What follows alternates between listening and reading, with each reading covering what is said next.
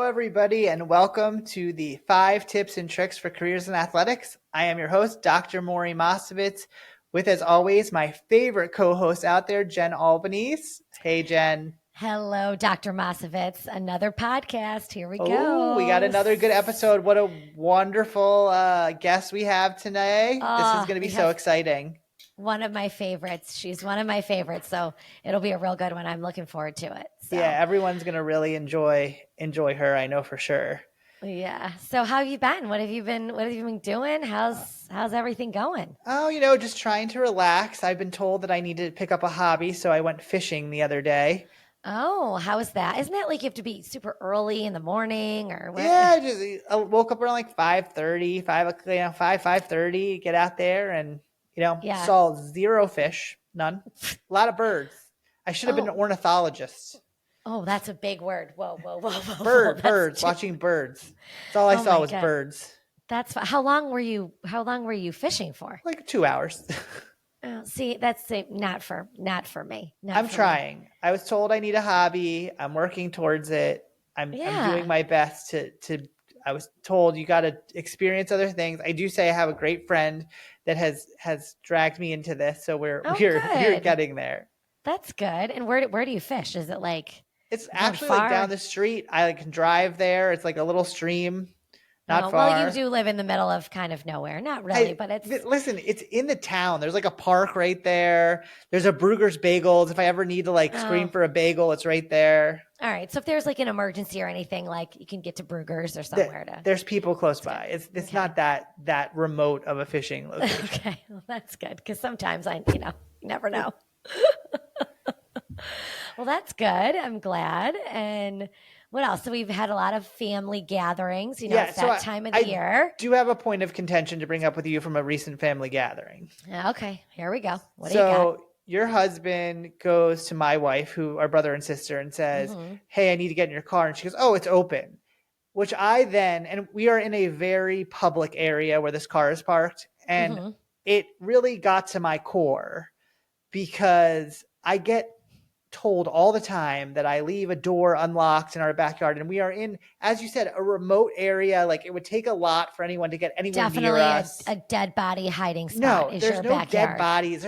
There's not even like an access road behind our house. Like you'd have to drag. Perfect place to put it. You're dragging a body up a hill. Like what? It doesn't even make sense. Even a guy that's deranged and has psychological problems knows that you're not going to drag a body in the backyard back there. It's just not worth it. You never know. It's like a very steep hill back there. But she's leaving the car wide open for anybody to first steal the car. You can't really steal our house. You can steal the stuff that's in it, but personally, there's nobody coming this far up the neighborhood. And number two, she's like, well, no one can hurt you. They could hide in the backseat of the car when you get in. Like there is definitely a better chance of someone doing something in a very populated area to that car comparatively to them getting my third back door to my house and realizing it's open and coming in. Yeah. See, for me, I just lock everything. Like I'm one of those people that it's like OCD. Like no matter if I'm running in to my house to get something out, I lock my door because I think someone in my neighborhood's going to take something out of my car. And like the same thing, like my husband always like kids me that I don't like to leave the garage door open. And he's like, oh, it's summertime. It's nice weather. Like we're going to go back out, like leave your garage door open. The whole neighborhood leaves their door open. No, you close your doors, you lock your doors, you lock your garage doors, you lock your houses, you lock your cars. I'm a locking person. Everything is locked. It's like a state penitentiary over there. Your children are just like trying to get out. I can't get out.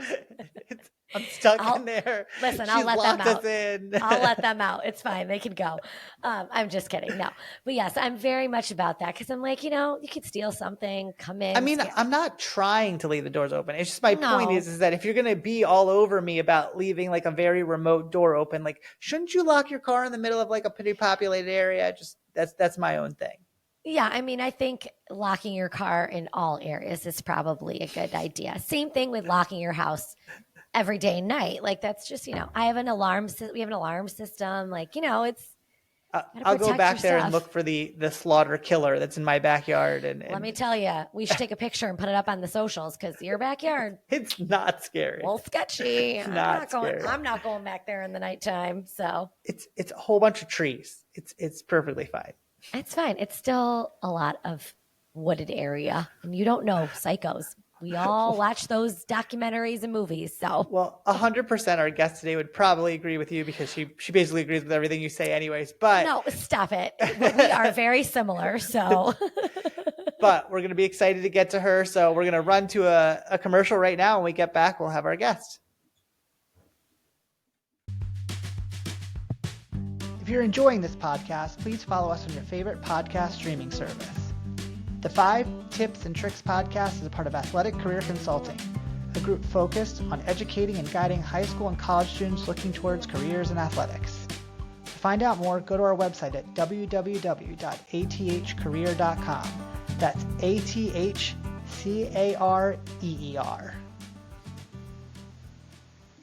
okay, everybody, welcome back. And we have our guest here today. So excited. Morey, would you like to introduce her? Absolutely. I'm really excited about this one. The woman that is our guest today is one of those people that just makes whatever she is doing more fun.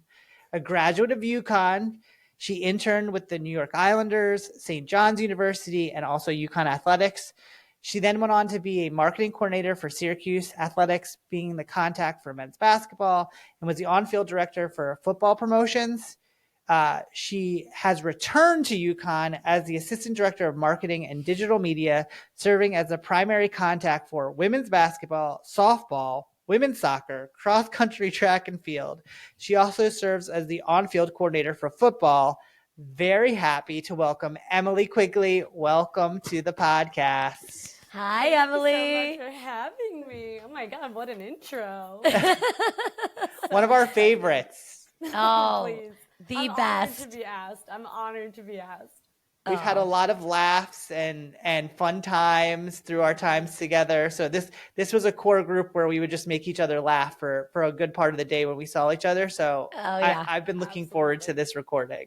Oh, I'm so excited. No, I miss popping into your offices all the time, just saying hi, catching up. I mean, Emily, my office was right behind you. There was no popping. You were literally It over was the a pop wall. over the wall. Over the wall. No, but we could do a track walk and just pretend like we have a whole new setting. The track walks are my I favorite. love the track walks. And I Honestly, still that have was the so picture good. of us conquering Anthony DeFito's giant arch. So I have our hands up in the air as we made it to actually stay up for more than 10 seconds in the air. So I have that one over my desk, and I'm like, anytime I have something really challenging, you just gotta look at that and go. It's if motivation. I can do anything. Absolutely. We're Oh, gonna sell see, it as a poster. you could sign it, autograph it. Good to You've go. conquered the arch. Oh no, Emily is one of the best I've ever had work with me. So I'm very excited, Abby. We miss you. My children miss you.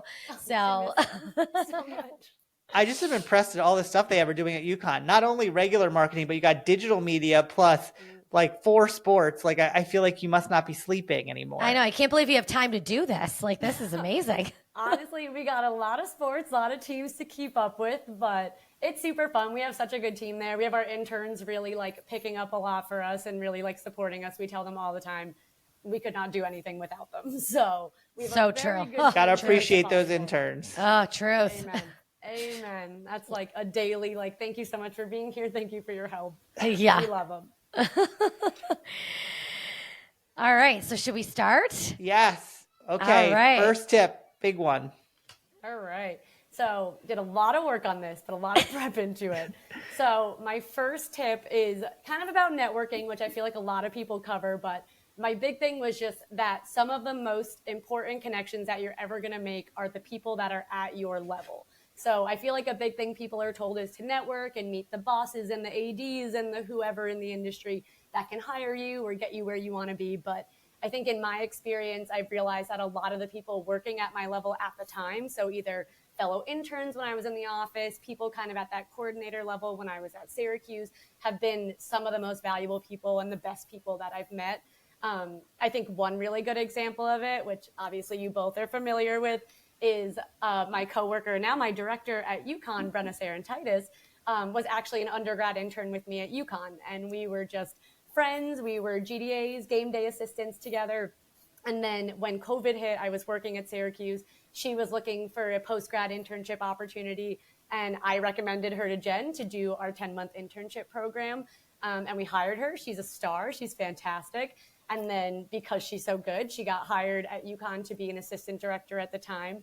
And then, fast forward like a year and a half, she reached out to me about an opening at UConn. So I feel like that was just a really good example of someone that we just worked together. We got along really well, kind of on the same page.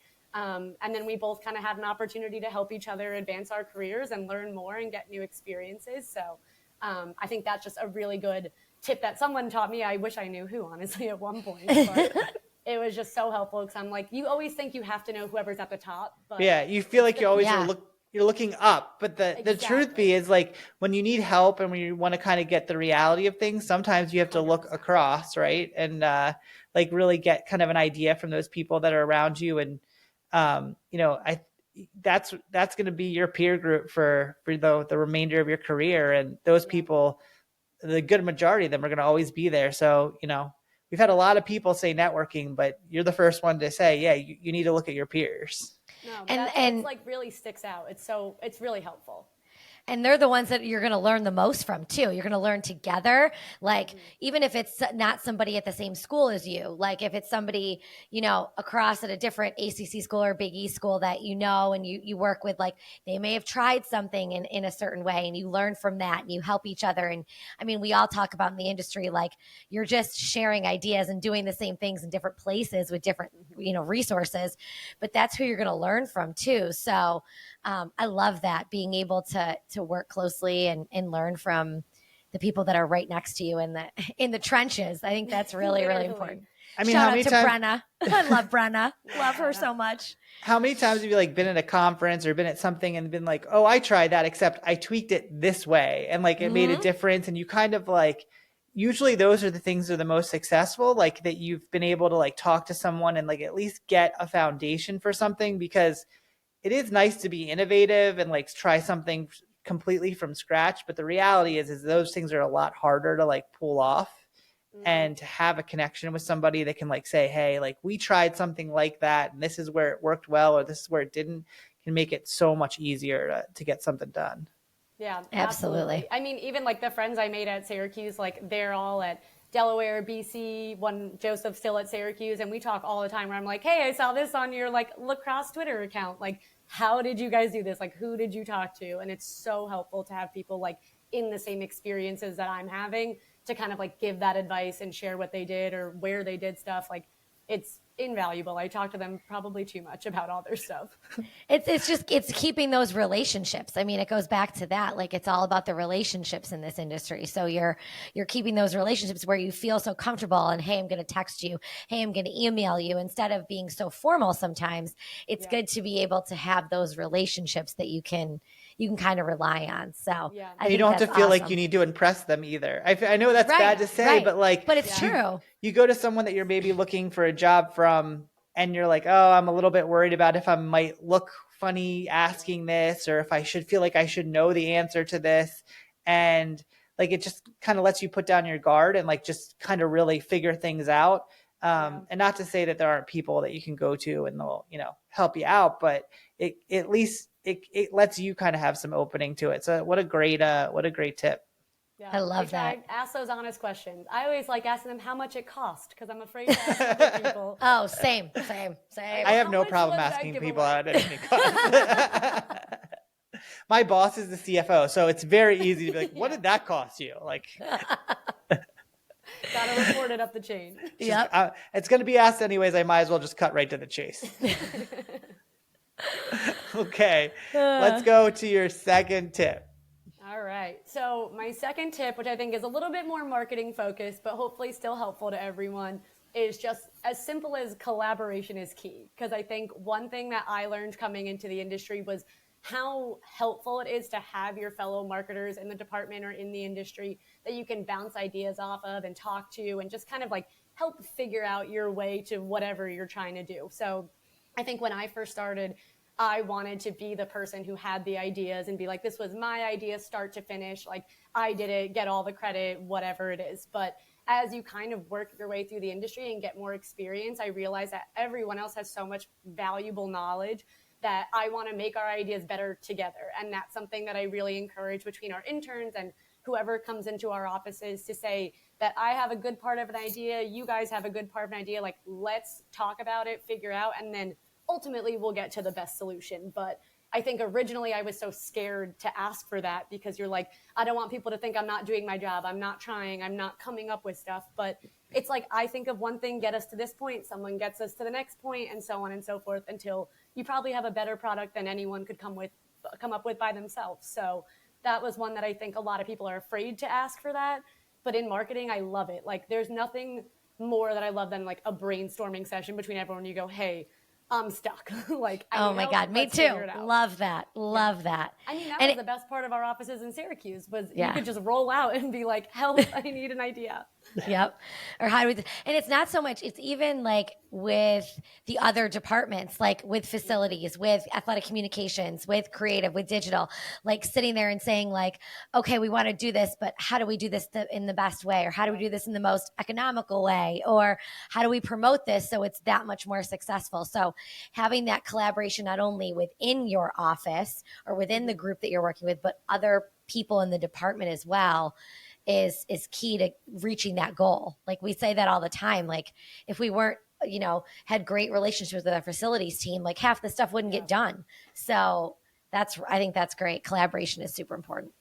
Yeah, it definitely is so much, and definitely to the other departments, like, especially for people that have more experience, you need to be like, hey, we've already tried it this way, but what if we try it this way? And you come up with something new. Like, it's so helpful. And I feel like so many people just want to be like start to finish, I did it, yay, like all of it was me. And it's like, people know a lot. People have really valuable information to share, and that's not a bad thing. It's just going to make your end product better, like the experience for the fans better, everything overall just better, I think. Yeah, I would say personally, and Emily knows my opinion on this, if you silo yourself and you don't collaborate, you will definitely not have a good result, because unfortunately, especially if you're new in a place, you don't know some of the pitfalls that have come before it, like you said. And like, and I've been in one place for a long time, so that gives me like kind of perspective, but I'll even go down the hallway, and I mean, Jen is someone that I talk to all the time, but there's a lot of people in there that just go, hey, what do you think of these ideas? This is where I'm stuck, even in stuff that is for facilities or working with coaches or whatever it is. But one of the challenges that I think a lot of people have is they want to put everything on their back. And it's like personally the exact opposite of anything that you should do, because it usually leads to kind of falling in the ditch that other people already fell in before. And you could have 100% have avoided it if you just worked with everybody. And just because you had other people involved doesn't mean that you're not going to be recognized for what you did. I think it's actually, you become more recognized for being able to work with others and like make a productive outcome and make this incredible thing than say, oh, I did all this on my own. And inevitably probably have a lot of challenges. And like to me, that's like, that's when I think the biggest mistakes I see younger professionals make is like what you said, is not being willing to be open to like working with your peers, working with people above you, and to trying to make a name for yourself by doing it all yourself. It doesn't work well in the industry. No, I think that was honestly working with you. I think so early on in my career was such a big part of it, because I was like, there's so much you just don't know. And there's events that have happened before I got there. And I was like, if I talk to people who have done it before and seen it before, like we can figure out what works best. Like you took some of my new ideas. We took your experience from what you know works and doesn't work. And it was so helpful for like all of my first women's basketball season was unbelievable, because it was like, I can go to you, have a conversation and be like, let's try this. Let's try this. Like, I could never have done it by myself ever. And I think if you're a good person in the upper echelon, and this is something I challenge myself too, if you're a more leadership position, you have to be open to saying, okay, this person doesn't know, they want to try it. Let's talk about ways that this might be successful this time. Because you get to a certain part, and Jen can say this too. You get to a certain part of your career and you start hearing the same things that you've heard over and over again. That literally just happened. and then you go, recently, okay, this has failed 3 times before. What made it not work? And then talk to them and say, okay, you have a good idea in here. How do we help you get it to be a successful idea. And that's hard because a lot of people sometimes personally, I think, interpret that as like rejection or you don't like my idea. And I think the bigger thing is no, how do I help you get to a result that's what you're really looking for? Right. And I'm not how do I trying help to you learn? learn. How do Like, I help you learn? How do we figure this out? And a lot of times, and one of the things I struggle with is, oh, you've always done the same things, the same ways all the time. And that's not really the necessity that I've looked at it as. I think if you're unwilling to try it and unwilling to look for other ways to do it, then yes, you're doing the same things all the time. But if you're sitting there saying, well, I know what you want to do, let's figure out a way to do it within what we have going on, that's a whole different conversation. Yeah. And as a leader, I feel like I've had to be more open to be like, you know what, I have to sit here and listen through and try and be more open to things because, you know, I had experiences with people above me that were very open to me. Like, these are all the things that don't work. Don't even try getting there, which you understand why, and it taught me a lot. It taught me like quickly, like, this is the things you have to say no to because this is going to happen. This is in this way. But, you got to give people a chance to talk. You got to figure out, help people get to, you don't necessarily have to say no. You just have to say, we can't do it that way. Can we try doing something adjacent? Or can we do what you want to do, but tweak it this way? You know, just no is not always the best way to do it. And if you can't relate to one another, like you said, it's just such a great tip that you need to be able to collaborate with people and figure out how to get there because it's not worth doing it on your own. Like, don't put everything on your back. Yeah, it's just like a redirection that's super helpful. Like, kind of like you said, like, we don't need to fall in the same hole. Like, we can avoid making the same mistake, but like, from my experience and your experience, like, you can try to find a new way to approach it. And, you know, that's what helps when you bring in people from other schools or other like institutions. That's like, hey, we tried it this way. Like, what's something similar we could implement this way with like the resources that we have? So it's definitely like, if you look at it as like they're helping you avoid making a mistake that other people have made before you, then it'll really change your whole mindset on it. Because it's easy to take it as like oh, you think I'm dumb, but right. It's, like, it's no, just like, reframing. It's reframing the way you're thinking 100%. about it. 100%. That's why everybody needs an Emily at their athletic department. I could fill in a lot of different names, but Emily. Come on, you're making me sad. Stop. We all need Jen and a Morey to direct all the youngins like no me. one needs a Morey, not even at the department that is at. Stop it. Oh my God. Okay. That's Number three three. more. We're on Number three. three. We're on three. All right. So the next one I have might be another obvious one, but I think it's helpful to repeat always. It's just always to try new sports. I think especially in our industry, a lot of people see the football, the basketball, the whatever your favorite sport was growing up, and they only want to do that. And then they just get like blinders on and they don't want to try anything new. And I think that's something that we really try to encourage our interns to do and our game day staff to do is keep an open mind and try different opportunities. Like we always tell our interns to sign up for all the games, all the events, and then you might be surprised by what you really enjoy. Because I think that's exactly what happened to me when I was undergrad. I worked in the UConn Athletics office, and my first sport I was assigned to full-time was volleyball. And I was like, oh, volleyball, like how fun. Like it's not the soccer, it's not like prepping for basketball. It's like, okay. And I ended up loving it. I thought volleyball was so much fun. It was so creative. Like there were so many things that we never really got to dive into. And I never would have signed up for it in my whole life. Like it probably would have been last on my list of sports. So I think it's something that I kind of got forced into it, but it really helped change my mindset that whenever I got assigned to something else that I was like, I don't know if this is for me. It's like go into it with an open mind because you'll be so surprised by the ones that you end up loving, especially from a work perspective. Because a lot of people think of it as like, would I play this sport? And it's totally different.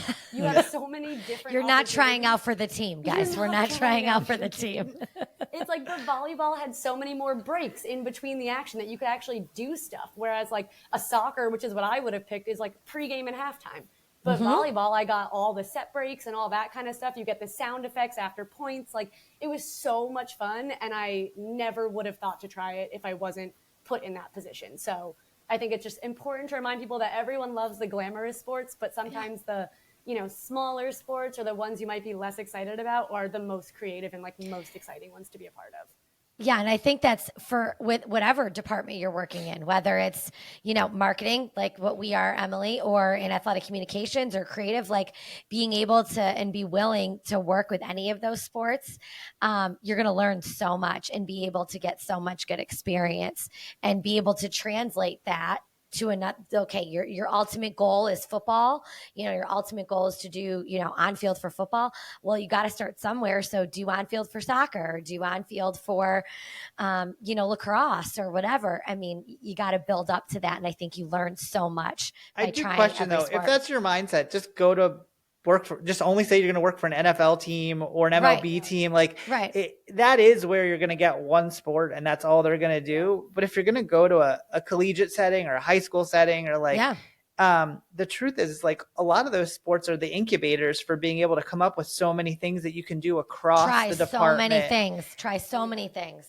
And, those sports are always the ones that are really hungry for trying things new. A lot of times, some of these other sports are like very hesitant to it. So if like you can come up with an idea for, you can put anything in there that's not football or basketball, and they'll be willing to try it usually because they want to try and look at new things. And then you can say, oh, I did this, and then have that bleed into, hey, we did this at this game and it worked really well. If I tweak it, we can do it at football or basketball. Or, wow, we were really on the cutting edge for this sport. And because we figured out how to cross over. And I just feel like so many times people are like, well, I only want to work this sport. I want to be like, then why are you here? I'm sorry. Like, that's my first thought is like, pick another place to be. Cause it's, unless you work like as a coach in that sport, you're like, there's no job that really only touches one sport. I mean, college athletics, that's the whole beauty of it, is not doing just one sport. Right. So you're not just sitting there watching the same thing.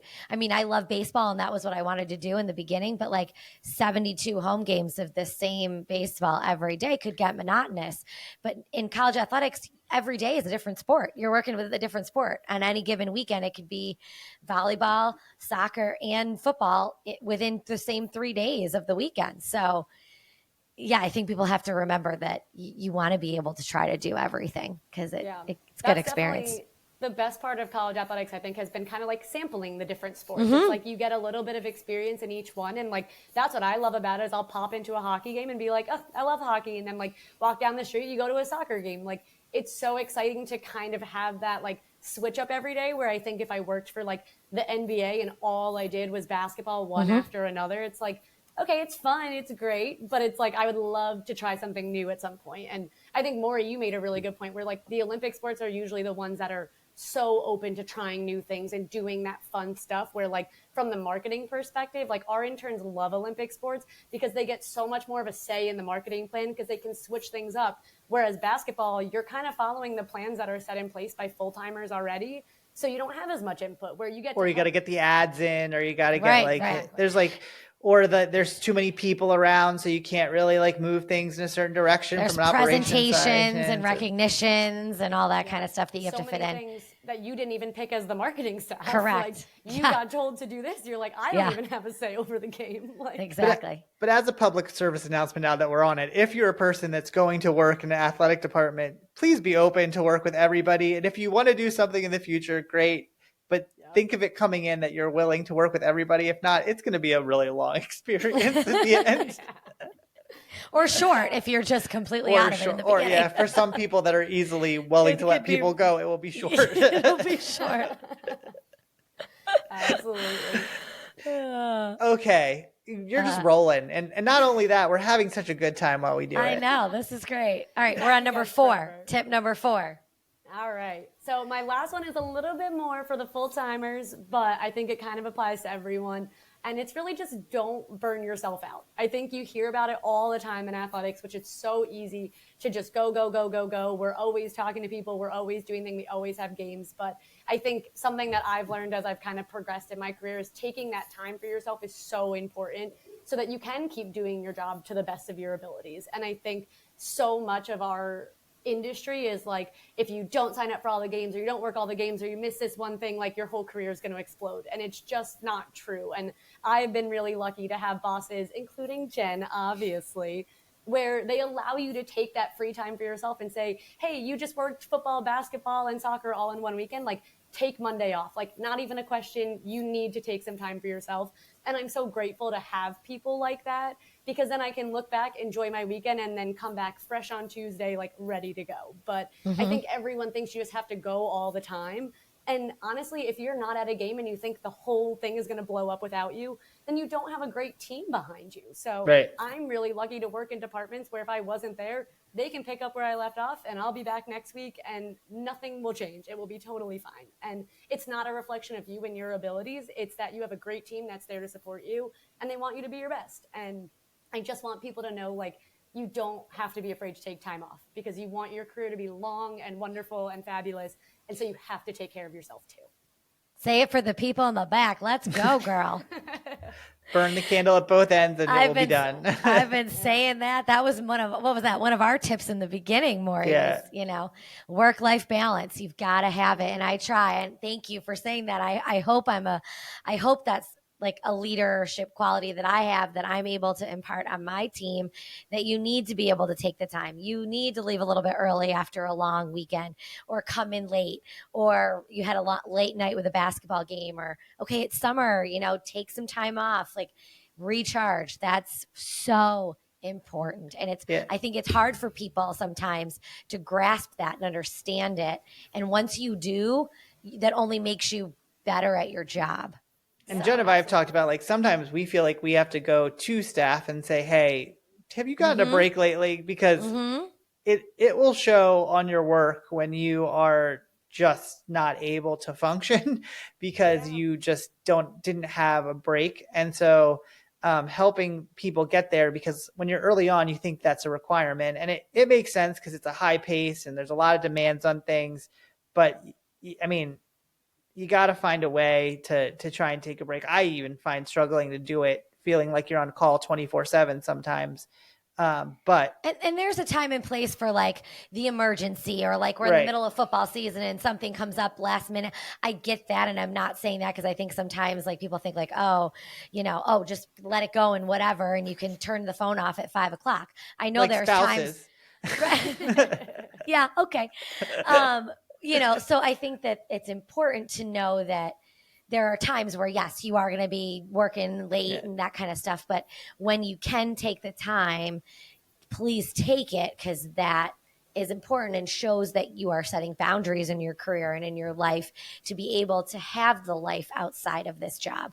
Because I think sometimes we will think that that's not possible either, but it is. It is possible to have a life outside of it. So it's 100% possible, but also it affects like we just said, like, it affects your job. If you care about your job, then part of that is being in a good place while you're at your job.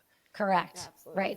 Right. No, I think I was really lucky to have both of you so early on in my career to show that, like, you can care for yourself, you can have a life outside of work, and to have bosses like you both that go to you and say, have you taken a break? Like, have you done this? Is so important, because I understand people early in their career are nervous to be like, I'm so burnt out, like, I need a break. And so having bosses be, like, proactive about that and say, you just worked all this stuff, like, you need a break, gives you kind of that, like, leeway to say, you're right, like, I could take a break. I could do it. And like you said, it's not always going to be a Saturday, Sunday full weekend, but you can come in late. You can leave early, like, take the time where you can get it, because it will help, like, so much more than you think. Take an afternoon. Yeah. Run a few errands. Go to Wegmans. Just go to Wegmans, Emily. Get your groceries. Oh my God. You know how many times I told her that? Go get groceries at Wegmans. Jen's the reason I made it through Syracuse fed. Oh, God. This is the best grocery store of all time. You have to spend time there.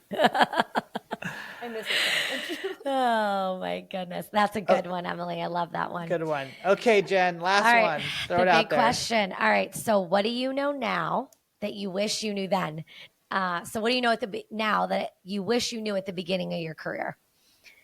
I think one thing that I know now, and it obviously can vary from school to school, but in my experience, I think for marketing specifically, I didn't know how much of, like, a conductor you almost are, like, pulling all of these pieces together, like, in your career. Like, there are so many meetings that I've had to lead, or pieces for a game day I've had to pull together, that I'm like, what is marketing doing here? Like, I'm just doing, like, timeouts and halftimes and stuff. And I think it's something about the job that I did not expect at all. but I love so much. Like, I love being in a role where I get to talk to ops all the time and see like how are things working behind the scenes, like talk to creative and video about different ideas that we have, or comms about how we're going to release this big news. Like, that's something I just never expected to have a hand in like as a marketing professional. I just didn't see that coming, but it's been such a joy. And for someone like me, that if you can't tell, I love to talk to people and just hang out. Like, I love a job where I just like host a meeting and talk to everyone and figure out what they're doing. So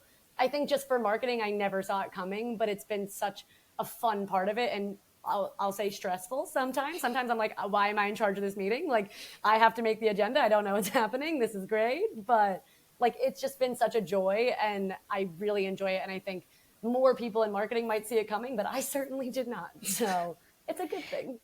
I think it's like you don't realize how much you rely on everybody else to do certain things. Like, you know, every department is so reliant on the other to get something done or make game day work or release something really important, like a schedule release, for example, something as simple as that. There's so many different people that are involved in that, where you just think, oh, they send you the schedule and you just put it on the website and it's done. Like, there's 55 other things that go on behind the scenes, whether Just it's from getting to that schedule is right. And you don't even think about that either. Try Like being the person that has to get the schedule to everybody. But that's what I'm saying. Like, you have to get the schedule, and then it's like, okay, what's creative doing? How are we releasing it? How are we putting it on social? How are we doing a release? How are we doing an email? How are we putting it in game?